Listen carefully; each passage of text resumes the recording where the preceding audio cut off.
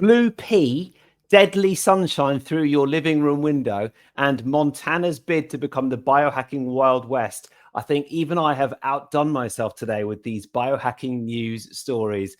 Hello and welcome to Biohacking News. I'm Tony Wright, and before we go any further, let's go straight on and bring on Joseph Anew from RUNGA Radio. Joseph, how you doing? Hey, Tony. Happy to be here, man. Thank you so much for having me. Thank you for coming on as well. And obviously, I really enjoyed coming on your podcast recently too. Very much looking forward to these topics. Before that, how you doing? I know you're in the middle of nowhere, aren't you? Yeah. Well, I moved, and it's actually a funny story. So, we live in Austin. My wife went to law school here. We lived in LA together for many years. She always wanted to move back. Once we had kids, I had to submit to all demands. So we moved to downtown Austin, and my wife is mega EMF sensitive. And when we lived in LA, LA is of course very staticky, but we lived right on the ocean. So every day she's in the ocean, grounding, getting sun. There was so much upside that helped mitigate it. But when we moved here, so yeah, about 2.5 years ago, dragged us up to a small town called Jonestown. And so there's all sorts of cult jokes because it's this 1,800 person tiny lakeside town that no one really even knows about. And so I move us up here and just start getting debilitated from all the cedar, which is this, it's this allergen that they call it cedar fever here. And sometimes it hits people. Yeah. So it hits a certain percentage of the people that move here that have not been accustomed to this wherever they came from. And it's pretty debilitating. I mean, so I'm pretty healthy and it does affect me. I'm getting through it, but once in a while I wake up and I'm just a little nasally. And so here we are. But right. Yeah. But you haven't got the EMF, so you're okay. But I don't have it. Yeah, exactly. Until Elon or whoever puts it in the sky, and then we're all just, then it is what it is. But yeah, I mean, we've got hills on all sides. No towers within several miles, and the water just came back. I don't know if you heard about the catastrophic flooding in Austin, north of Austin, where we are. No. About a month ago. Yeah. So when I bought this place, I was kind of like in my mind, I said, this was lakeside, but the lake dried out several years ago, and it's been almost like this mini Grand Canyon, which I also thought was neat. For my boys, we go down there and we hike and we climb and things like that. And when I bought the house, I was like, if the water ever comes back, we're lakeside, and that's a great investment. And I like it anyway. So about a month and a half ago, there was catastrophic flooding north of us. I mean, like I think there's somewhere in the neighborhood of 100 people dead. It was absolutely horrible. No way. Oh, absolute catastrophe. Our water rose 30 feet in 2.5 days. What? So now I have a full-on, there's motorboats now in the Grand Canyon. 2 months ago, there was just dirt. Now there's speedboats and jet skiers and all sorts of stuff like that. So, really, really wild. So yeah, this little lakeside community, it's this little, I've been trying to talk a bunch of health influencers and stuff to move up here too. And it's a fun place to be. Wow. But the allergies might absolutely insane. I mean, because even when we were there, and we were there in the middle of April, I couldn't believe how hot it was in Austin. Is that normal to be that hot in April? It's wild, man. And it used to be like August was a little hot, 100 degrees, whatever. But the rest of the year was but the last several years, it's just been getting hotter and hotter. Now it's like really April, May through October is going to be above 85 degrees Fahrenheit. I know a lot of your listeners are probably Celsius. What is that, like 30 or something? And then, but it's been over 100. It was 108 yesterday. Jeez, wow. Fahrenheit, which maybe that's like what, 40 or 42 pretty or something. Pretty much. Yeah. Probably cook an egg on the sidewalk. Yeah. Yeah. Yeah. I in a former life, I was a radio presenter, and in Manchester, which is one of the coldest places on earth. I mean, not quite, but it's very rarely hot. Yeah. And on a hot day once, I said on my radio show, right, guys, I'm going outside to fry an egg on the pavement. And it didn't work. Yeah. It was good fun trying though. Just left a sort of raw eggy mess in the car park. Okay, now this first story today, Bryan Johnson has been posting the last couple of days and the last couple of weeks about methylene blue. There's been so much chat around methylene blue recently. I'm really interested to talk to you about it. And it actually, after a short flirtation, he's now out. He admitted the risks were too high. There were interactions with other medications and so on. And he's decided that it's just not as good as he thought it was. What do you make of the debate, methylene blue, and then Bryan Johnson taking it? Well, Bryan Johnson's always doing so many things at once Yeah. that how do you even know what the effect is really coming from? So he claims to be this, uber scientific guy, but in research, you don't try 20 new things at once. And, so I think that's my issue with him sometimes. And I also think that methylene blue, I think, is an incredible substance. The term magic bullet was coined 100 years ago to describe its effect on disease, and it has antimicrobial properties, antiviral properties, with the mitochondria, anti-cancer properties. I mean, I think it is an incredible tool, but I think one of the things that we need to remember as well is like, let me back up 1 second. I recently ran 40 miles. It was my 40th birthday. I found a double marathon close to my house. I wanted to run 40 miles in the back of my mind for my 40th birthday. I hadn't run more than 10 in almost a decade. And I was like, I'm going for it. Saw this double marathon. Decided to go for it, 52.4 miles. I DNF'd at 40 because in my psyche, we can get into mindset, but in my mindset, I only wanted to make it 40. You know what I mean? Oh, that's hilarious. Body just gave out right when my mind wanted to. But point being, when I finished that race, my good friend, Dr. Chris Shade, who owns a company called Quicksilver Scientific, had loaded me up. Yeah. He had loaded me up with all these new products.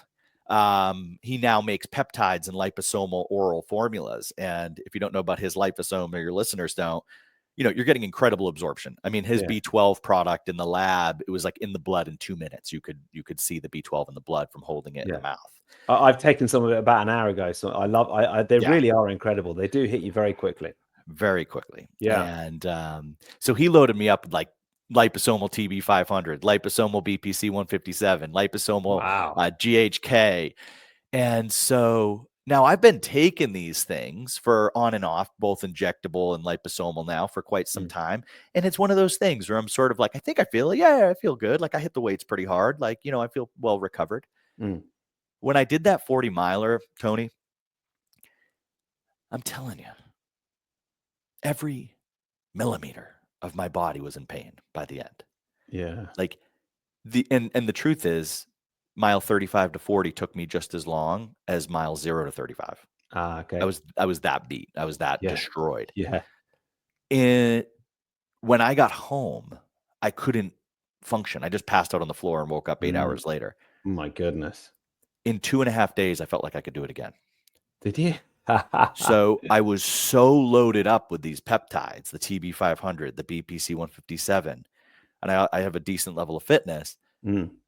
But what that taught me is when you take something, the more you need it, the better it works.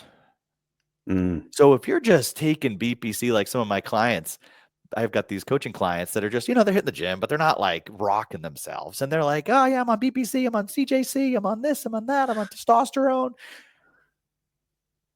The need isn't great enough to really feel the benefit. But when you destroy yourself and you incorporate something like this, and this is my thought on methylene blue, is like one of the things I think Bryan Johnson and so many biohackers are missing out on is the more you need it, the better it works. And if you're just abusing it and just using it all the time, no matter if you have a mitochondrial problem, an energy production problem, methylene blue might save your life. But if you're just kind of throwing it into the mix with so many other things, hoping it's working, I think it's working, it might not be there for you when you really need it, if you ever need it.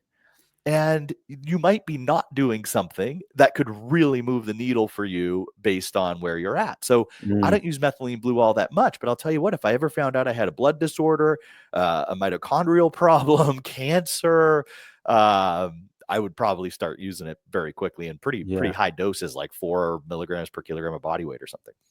To your question, how does he know if it's working or not? That's the eternal dilemma for everyone in the biohacking world, isn't it? Because we're all trying all sorts of crazy stuff. And we never really know what's working. And I have tried to over the years hone a series of tracking experiments where I'm logging all sorts of different things that I'm taking and trying. And obviously it's N equals 1 and it's not particularly scientific, but I have over the years come up with some quite good results based on on that. And I think that's probably the best we can do most of the time. Bryan Johnson is doing more, isn't he? Because he's doing such extensive lab testing. But even he still is not interested in taking methylene blue long term.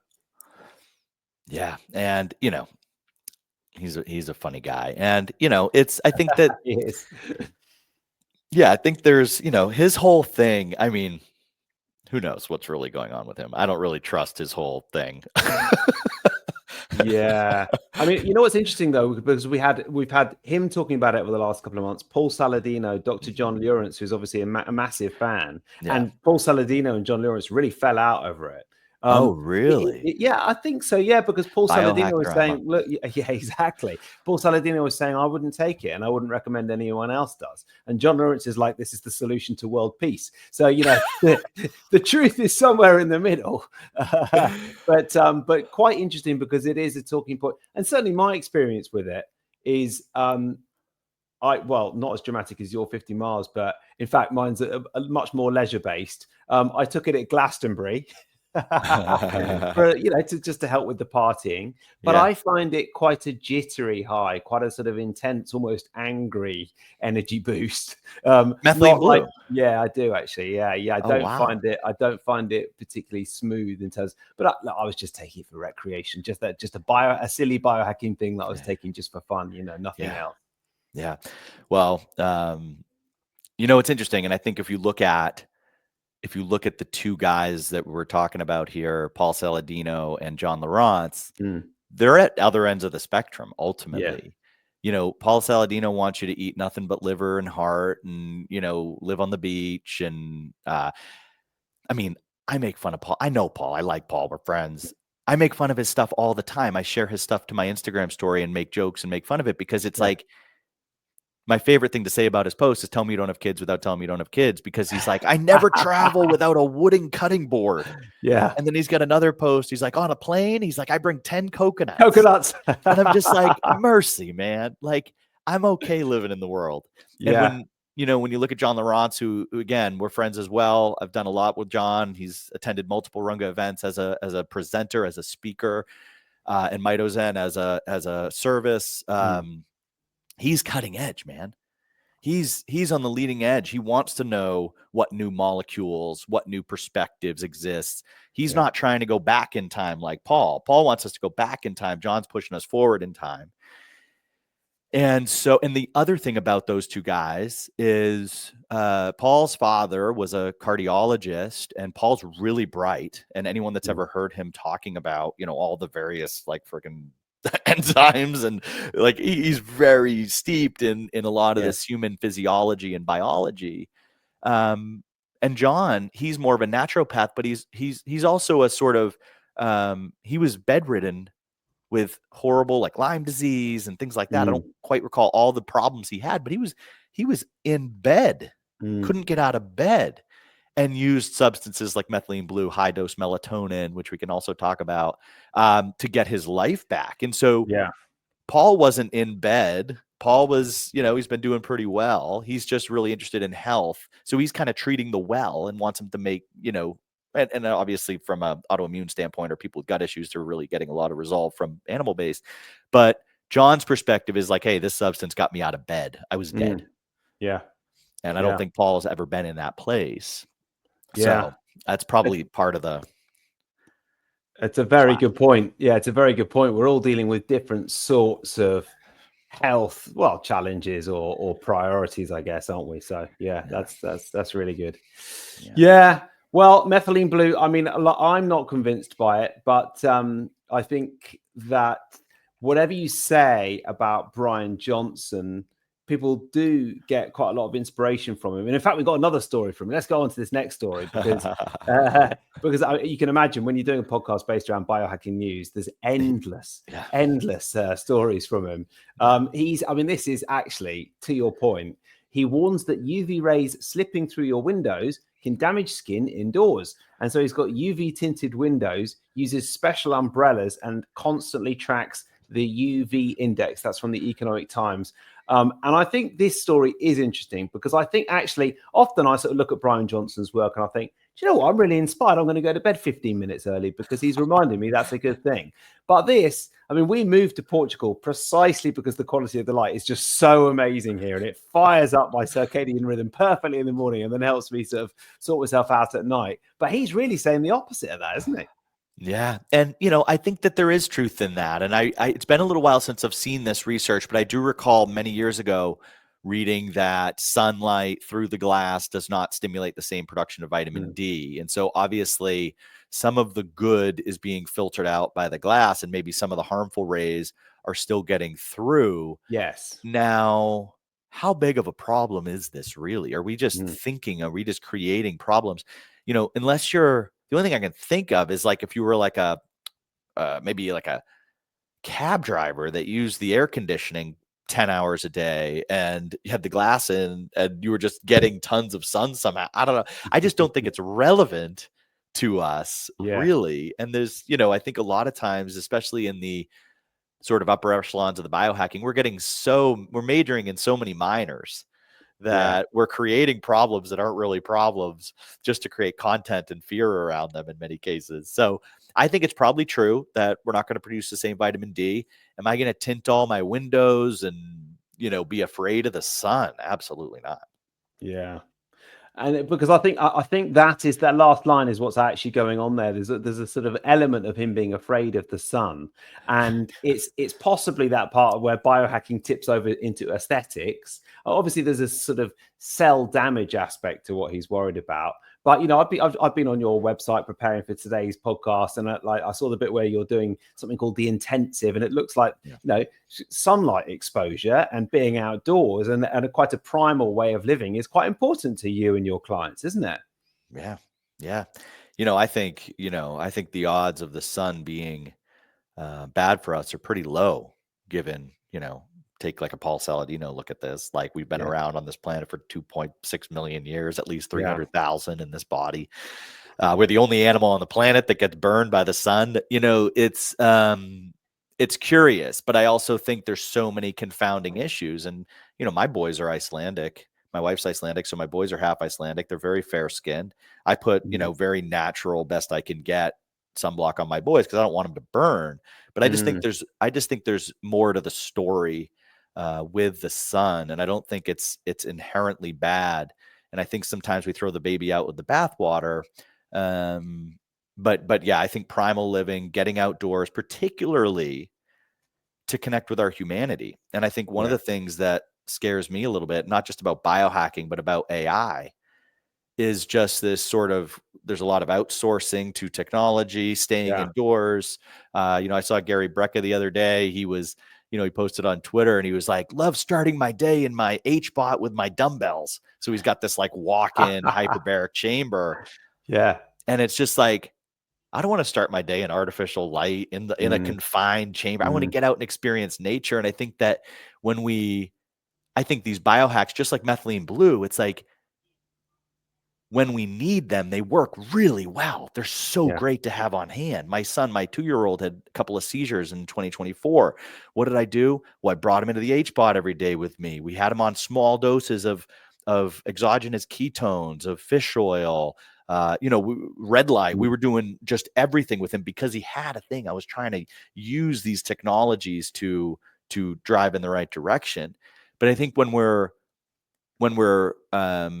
skipping the sort of more human primal connection with nature that makes us feel whole inside and outsourcing it to a PEMF mat and a red light, I think that that's a very slippery slope, particularly in the age of AI, where we're headed, where technology is just going to be increasingly inundating us. Yeah. And nice that you mentioned your family there, and you mentioned it before as well. And I always like talking to people in the biohacking world who have kids, because it seems when I go to many of these events, which I love, I don't have many other parents to share the madness of trying to sort of live an optimized life when you haven't really got much time to do it. And it's always nice seeing how other people cope with family life and also optimizing and biohacking. So what other priorities, what other things do you do? Yeah, well, I think that, one of the things about becoming a parent, because if you look at my life before becoming a parent, I was in the sauna every day. I was in the red light every day. I was in the cold every day. I hadn't missed a workout since I was 17 years old. Yeah. And I'm probably healthier now. Yeah. In mind and body, because my children forced me to not take myself so seriously. Mm.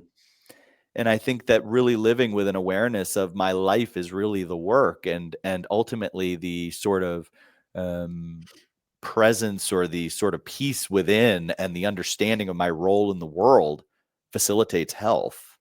Even if, I can't walk by a cheese stick without like throwing it. I'm not going to throw that away. My kids are leaving it here. I'm just going to eat it. How many times a day does that happen? Whereas, so not taking myself so seriously, but in answer to your question, I think there's one element where I run almost every day, like 3 to 5 miles, pretty easy. It's the best thing I can do for my health, my mitochondria, even getting back to these substances that, improve mitochondrial health, whether it's some of the anti-aging supplements, methylene blue. Mitochondria really is, I believe, the key to our health. And we're often looking, did the mitochondria improve or not improve with this intervention? But we're not comparing it to aerobic exercise, which is the gold standard. And so if we saw that supplement that you're paying $200 a month for, is it going to improve your health? Probably. But if you put that chart next to running 3 miles every morning, the supplement's not going to hold the flame to what we've known all along. So I prioritize that. And then I think about, what interventions do I want my children to witness me doing on a regular basis? So that's where whether it's strength or whether it's meditation or whether it's breath work. These are really where I'm putting my focus. And the HBOT is kind of like a fun thing where that's the only place my kids can watch movies. So they love going in there. But what drives me and my decisions is, what habits, routines, biohacks do I want my children to witness? Because what are the ones that are going to move the needle for them in the future the most? And so it's almost always breath work. It's running, it's lifting weights, it's sauna, and it's caring for our food mostly. Yeah. I'll caring for the food. Yeah. Yeah. And actually, like, there's something about being a parent that's one of the most wonderful things is you're just forced to be more in the moment. It's not just talking about it; you just have to be. And especially when your kids are young. I think so did you say you've got a 2-year-old now? A 5, a 2, and a born in 3 months. Oh wow! Wow! Congratulations. That's a lot of reading books. Quite simplistic in nature. Yeah. Yeah, and then once they get older, it's great because now my boy plays chess, he plays football, he does all the things I want to do. It's great. Oh, I love that. Well, how old is yours? He's 6. 6. So chess is something I've been trying to teach my 5-year-old, and he's just not into it. Well, actually, Google is your friend in terms of some of the things you can do around chess, in terms of teaching them playing games with just some of the individual pieces at first. But you can buy special boards for 4 and 5-year-olds where they simplify the game of chess, and so it's a game that he can get his head around. Oh wow! Okay. But certainly, I tell you what's been amazing. We've been playing. I've been trying at quote 30% against my boy for a few years, and all of a sudden he's 6 and he's beaten me 5 times in the last couple of weeks, and I'm trying 100%, and I consider myself to be quite good at chess as well. so I'm like, I've got a child prodigy on my hands. That's incredible. I think chess is incredible for the brain. Yeah, I think and it translates into business, operating 3 moves ahead, anticipating the move of the other party or the market or your competition. I think there's, my dad taught me chess from a really young age. And I think I'm going to Google this and find this kid's chessboard and get my son going, because I keep trying, and it's really hard to teach him when you don't really know how to teach him. Yeah. There's so many complexities. Exactly. Yeah. No, I think we're really enjoying it. And the other thing is, as you said, it is great for focus. And it is also something that clearly at some point now, the world's top chess players, they do learn a lot by playing online. Especially, this is obviously once they get a lot older as well. Yeah. But as a treat, once I decided to Google for my son to see, and he doesn't have a tablet, he doesn't play games online or anything like that. Yeah. And I found this thing, I think it's called Chess Hippo or Chess Elephant or something. And you can play against the Chess Hippo online. And oh my God, it was like watching my child on crack. He was so excited. He within 10 minutes, he didn't want to play me anymore. He only wanted to play the chess hippo. Luckily, I managed to forget that site ever existed. And after about 3 days, he did as well. But that was a little sign of what was to come if he was allowed to just play computer games all day. Well, yeah. And it's interesting when you look at, even like Disney movies and things like that. Like I said, when we go in the HBOT or we're on vacation, my kids can, get a little bit more screen time. But there's this, it's a program. It's like the change of if you watch like a 40-year-old Disney movie, there's not so many like radical changes in perspective and screen. So in other words, if you look at a new movie, it's constantly changing. You're not watching Bambi walk for 100 meters with some kind of narrative happening. No, it's like Bambi's here for a second, then it's someone else. And then so there's this like games and shows and movies. All the things my children watch are like Winnie the Pooh from 30 years ago, older stuff, because I've noticed that they get hooked. And my 5-year-old, it's like he can't look away when it's a newer movie. It's like, and I'll say, "Hey, Leon, it's time to eat," and he's just like, and I'm like, "Okay, this is not cool. We're gonna go back to Snow White from 1958 if we're watching anything." Well, there you go. And from a biohacking perspective, what more do you want in terms of educating ourselves as adults on what the modern world does to us than seeing exactly what it does to kids, where it's just amplified, isn't it? When we're tired, we can keep it under control and they just can't. And so you're getting some good information like that. Right. Yeah. Kids are very wild. cool. Incredible. Okay. Final story then. Montana goes wild west with biohacking laws. I thought you'd be a lot better person to talk about than me, because you know the subtleties of the different states within the US. But really what this is that Montana is planning to open its doors to experimental medicine, and they're introducing something called right to try, or they're proposing it anyway. And so this would mean that under a new right to try expansion, any patient, not just the terminally ill, might be able to try treatments that have passed only phase 1 safety trials. Really interesting. Obviously, an absolute hornet's nest. I just wondered. I mean, we don't know. This would be the first state, wouldn't it, to extend it to everybody? And people say, "Oh, it's medical tourism or human guinea pigs." What do you think of it? Yeah, well, I don't know Montana's intention really, but it's curious, right? I do think that I don't know what industry is actually driving it. You know what I mean? So when you look at like the GLP-1 space, right, and those substances are evolving rapidly. And getting more multifaceted, and now you have, what is it, trizepatide and some of these other ones that are just they're research chemicals right now. And so I'd be curious what lobby, who's involved, who was really pushing for that. Was it pharma, or was it or not, or was it cancer treatments, or was it more like health optimization treatments like Ozempic pushing it? And I'd be curious to know that. But I think when we look at states like Colorado, who were the first in cannabis, and they did something radical, and they had this huge boom of people heading there. And then they did the same thing with psychedelics. They've decriminalized, psychedelics. And so they're now, a lot of people are moving there who want to host retreats and not get arrested because they live in Texas, or they live in wherever. So I'm curious what they're doing, and if Montana is trying to create some of that and just get on the front page headlines to, increase real estate interest or get people to Montana. Who knows? I don't know. But in terms of the actual kind of moral question here, I think people need, it's curious, if you think back to, like, what was that Matthew McConaughey movie where he had HIV like in the early 90s, right? And he just wanted to get, he wanted to get the treatment because he's on his deathbed, and it's like he can't do it because it's not cleared yet. And it's like he's like, he says in the movie, like, FDA, I'm going to be DOA if we don't do something. And so I think there is some liberty, in other countries. For instance, I was just reading that this famous psychiatrist opted for elective suicide in, I think it was Switzerland. And he was like, I'm done. I don't quite recall what he wrote a really famous book, and he just decided he was good. He checked a lot of boxes, and he doesn't want to head into old age, and he elected for that. So I think that there's some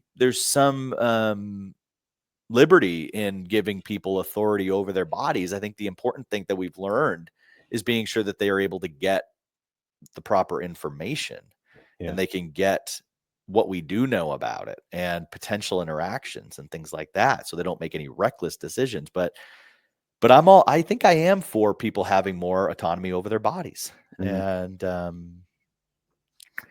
don't know. Yeah. But The question is, should patients have the right to try even when science says it's not proven? And of course, if you were Matthew McConaughey, and I know someone at the moment actually who has a very terminal, very nasty disease, who simply cannot get in any clinical trials, if he had the opportunity to get some, even though the science says it's not proven, he would 100% do that. That's what he wants. Yeah. Yeah. And we had 11,000 scientific papers get retracted last year because they were fraudulent. And when we look at, there's a lot of distrust in science right now. And so I think there's also this working with your doctor and making a decision based on the information you have, based on your situation and what the doctor advises you on. Because I think we've seen a lot of, over the last couple of years, there's been a lot of controversy as to whether or not science is largely bought and paid for, and certain things don't get pushed through, certain things don't get published that would have hurt another industry in the pharmaceutical space, for instance. And so, look at SSRIs, like such a huge market. Yeah. And I think what with Montana are proposing is that the phase 1 safety's been proven, even if effectiveness hasn't. And they're looking at maybe introducing it next year. But then, of course, what happens if a patient dies from a phase 1 therapy? That's what's going to be very interesting as it pans out. And it's definitely blurring the line between medicine and experimentation. But it was very interesting to talk about on Biohacking News, because we often are interested, as you say, sometimes hopefully it's not life-threatening, but it's less life-threatening, and it's more trying something that's just available in some states and not others, for example. But that is definitely taking it to the next level. Well, I think biohacking is about to go through an incredible period with research chemicals in general, like Sloop, some of these peptides. What's Sloop? This is an exercise mimicking peptide that's a research chemical. Right. I didn't know about that at all. Where we're going is, having come from a background in sports, I used to run drug testing for professional athletes. We're going to get to a point real quick where, they're already light years ahead of us. Like the athletes, especially the ones that have deep pockets. They're doing whatever, and we're never going to find it. But this chemical, they give it to rats, they get 50% fitter sitting on the couch. Wow. and without the side effects that you get from GLP-1 drugs. We'll find out. I don't know if there's been any human trials, but I know humans that are taking it. Really? Wow. I got some in my kitchen right now. I look at the bottle every day, and I'm like, you should have taken some of that before your 40-mile run. Well, dude, I don't want to have a heart attack, So yeah, exactly. I think that I think when you look though, when you look at where we're headed with GLPs, especially microdosing some of these substances, GLP-1s, and then you look at the potential combination of substances like Sloop, where you're mimicking exercise while you're at work, and then you're probably still exercising when you get home. So you're looking at this incredible opportunity to have the physical body you want, the metabolic body you want, the body composition. Like, we're going to a place with research chemicals, and this really, I think, was like peptides were really. They were gaining a lot of traction 5-7 years ago when we started incorporating them into RUNGA. But I think the GLPs just like pushed forward, all like injectables, peptides are massive right now. And I think we're on the cutting edge, and we're on the precipice of some substances that they're going to take a long time for your doctor to tell you they're safe, for your doctor to recommend to you, but you can buy them online right now as research chemicals. And, I think it's going to change the game. And again, I want people to not forget, even if you can inject something, sit on the couch and get fit, doesn't mean you should. Or if you do, don't forget. And so that's that balance, like you saw in the intensive, where I still want people to be connected with nature. I still want people to get outside. I still want people to exercise their bodies, connect with their bodies. I think it's the best thing in the world for mental health. And then if we incorporate methylene blue injectable peptides, exercise mimicking peptides, hopefully we can just become like superhuman, because we've got the old and the new. And I really, one of my fears from the Bryan Johnsons and others is like throwing out the old for the new. And I think that would be a mistake. Yeah. That's it's sort of, it is, biohacking is a blend of the ancient wisdom and modern science, isn't it? And they both have their place. But forgetting the ancient wisdom bit is definitely a mistake, isn't it? Oh man, I think, I think that I'm so interested in, I just did a history of in the intensive program we have, which any listeners from your show, Tony, we can give a 2-week free trial. They can get in there, check it out. One of my talks in our intensive goes into a pretty quick but detailed history of yoga. Okay. And it's interesting. And I think that it would not surprise me at all if right now we're in this period where we're really looking ahead. We're excited about AI. We are skeptical of some of the teachings of the ancients, whether it's the chakra system, Kundalini energy, ancient Chinese medicine, energetic blocks within the body. We're skeptical about what we can't see and prove in a lab. But the irony, right? We started the show with 5G. It's like, I can't see 5G. Yeah. But it runs my life. So, I think I think we're in this period where we are kind of turning our back on the ancients. We're not really researching chakras and energy and auras and all of this ancient sort of mystical wisdom. But it wouldn't surprise me at all if we get down the track and we start to sense that we're missing something. And eventually 100 years from now, we're proving, now we can finally prove, now I can do yoga because it's proven. Now I can release my root chakra because it's proven. It wouldn't surprise me at all if we eventually get there. So I just want people to consider it now and see how it feels in your body when you activate your chakra system. When you focus on pulling your breath up your spine, because most people that experience it, they don't need a literature paper to prove what they felt. And so that's what we're doing in the intensive. Yeah. Very cool. That's really plugging into the ancient wisdom side, isn't it? Now, I before we finished, I have been, for quite a long time, I've been asking people to come up with a review, something that they've been trying recently. But I thought it'd be fun to try something a little bit different and look at your daily routine, especially interested because you're a parent as well, so you can't do everything you want to do. What is your biohacking daily routine? Is it waking up at 2 a.m. for a for a Mark Wahlberg style cryo session before? What is your daily routine? My daily routine right now is pretty fixed. I get up before my family generally. My 2-year-old usually gets up first. He'll get up at 7:30 or something like that. So I try to get up at 6 o'clock, 6:30. Once in a while, like last night, I was up a little late with work, so I slept in a little bit later. First thing I do, definitely don't look at my phone. Don't do anything like that. I try to sneak out of bed so I don't wake up the kids or anybody. I sneak myself downstairs. First thing I do is I go outside and I read. So I read for 15 minutes. I've got, some sort of, I always have some kind of, whether it's spiritual text, something that's helping me with either goal setting or spirituality generally. And I think that time in the morning is just so grounding, and it kind of capitalizes on this easier brainwave state. Then I'll come in the house. I'll usually do a couple of yoga exercises. I'll do things like bird dogs. I'll do some breath work, 10 minutes of just movement to get my body running. And then I walk my dogs. And then I usually have to come in. My 2-year-old's waking up.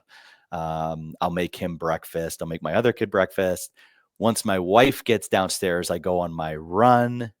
And then after the run, sometimes I get in the cold, and then it's time to start my workday. And that's generally how it goes. But what's important to me is like 15 minutes of reading and at least a half hour of aerobic exercise. Those are the two things that I think move the needle the most in terms of my mindset, my focus, my productivity, my ability to be present throughout the day. And I think the things like the bird dogs and some of the yoga moves I do, I've interviewed a guy named Stuart McGill, who's like the #1 spine specialist in the I world. know Stuart McGill. Yeah. So he's been on the show like 2 or 3 times.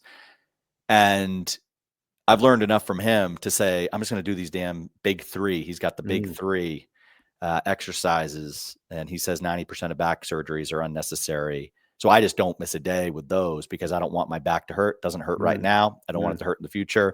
I'm always picking up my kids. So that's a really core point to my day because I think the spine is really important, not only energetically, but if you're going to live a long time, if you're going to enjoy your life, back pain affects 80% of people at some point in their life. And I'm not interested in it. Yeah. Wow. And then just at the other end of the day, you're getting up pretty early. So what time are you going to bed and what does the last hour or 2 of your day look like? Yeah. Last hour of my day, again, I try to get my kids down by, 8 o'clock. My wife usually goes to bed with my kids. And then I have an hour at the end of the day to down regulate. And so that's when I'll actually, and again, I used to be a morning meditator when we only had 1 kid or no kids. I would always meditate in the morning. Now it's just not realistic. And I've found that reading kind of bridges a little bit more. And if I get interrupted, it's not as disruptive. But at the end of the day, my kids go to bed by 8. I'll go to bed by 10. And so that's when I'll do deeper breath work. I'll do 10 minutes of conscious connected breathing, which we have in the intensive. That's what Richard specializes in. That's what he researches. I think 10 minutes of that is great. Meditation, journaling, reflection. So generally the last hour of my day is what my early morning routine was before kids. Yeah. I just got one of those daylight computers to read in bed with. It's a good bit of kit. Very, very nice. Yeah. I mean, they're great because they're just, it's the perfect, completely blue block light.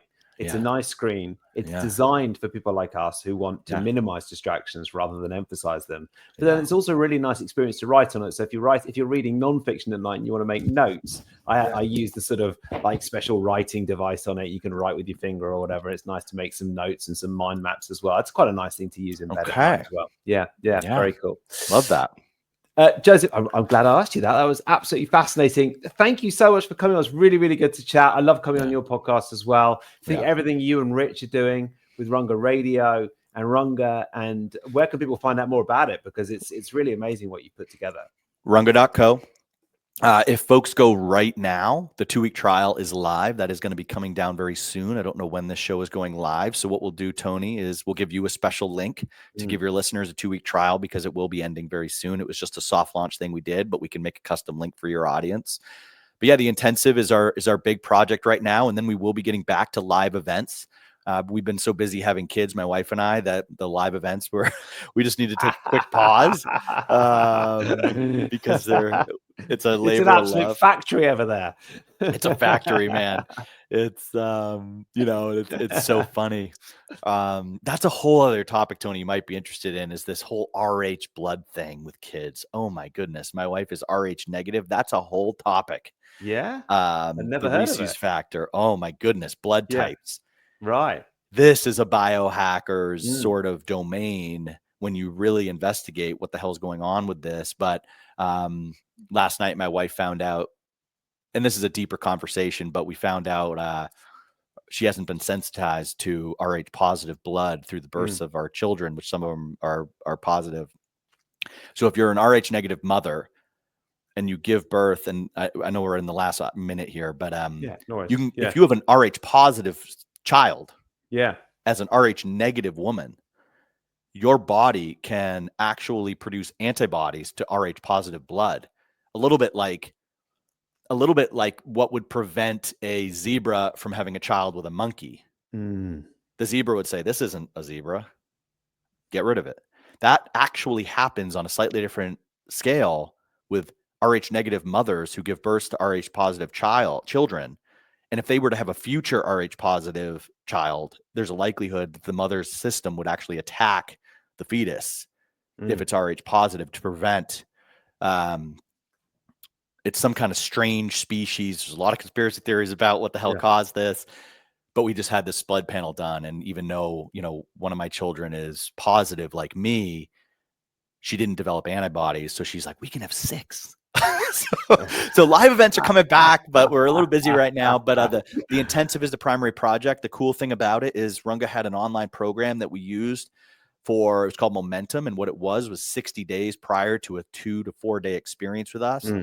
You got into the zone, you built momentum. And when we got to the event, that's where we did breath work. That's where we did lots of transformative exercises. And so it turned the 3 or 4 day event into a 64 day event.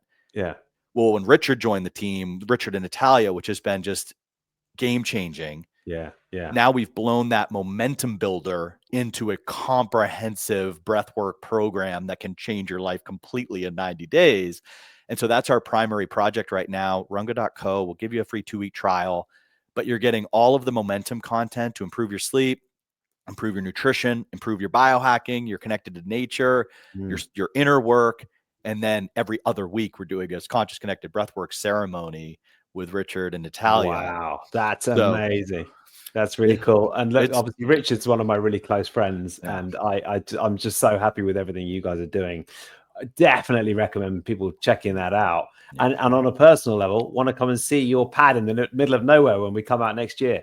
Do it. I'd love to have you up to Jonestown. We'll get the cold extra cold for you, Tony. Sauna extra hot. Great. Okay. Look forward to it. Joseph, thank you so much for coming on. Really appreciate it. Thank you. Thank you all.